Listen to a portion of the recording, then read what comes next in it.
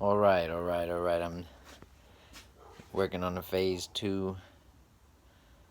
Took forever to disassemble, but that's what holds in that this assembly. That's what slows it down when you try to rotate it, all that rust. So when you go to disassemble it to clean it up, there's that pin right there that fits in that hole. So when you pull out that plug, if it's stuck like mine was, you're going to have to try to wiggle it out. I used a pick and kind of moved it around and tried to pull it. But yeah, this thing collects. If it does get any moisture in it, it all collects inside there. It's rusted up this, not really bad, but just added a film of grit that made it slow.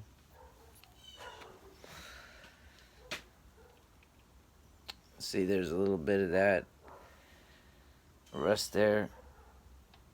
And then the oil and grease the grease, I guess, from when it was originally put together, really turned to crap.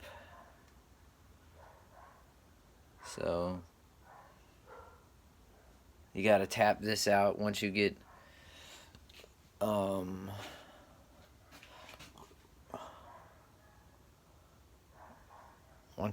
this pulled out, which I had to tap out because this is a tight fit, which is good. But you can see the grease, it's like gunked up. So I didn't know how to take it apart, so it took me longer than it should. There's also a tiny screw in that hole, that tiny hole, and it's right there. So be careful. It doesn't want to come out too easy.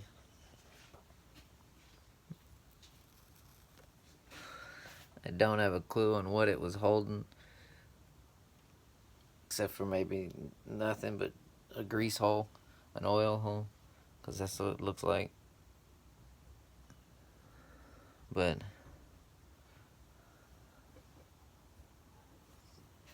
yeah, disassembling a phase 2 to clean it up.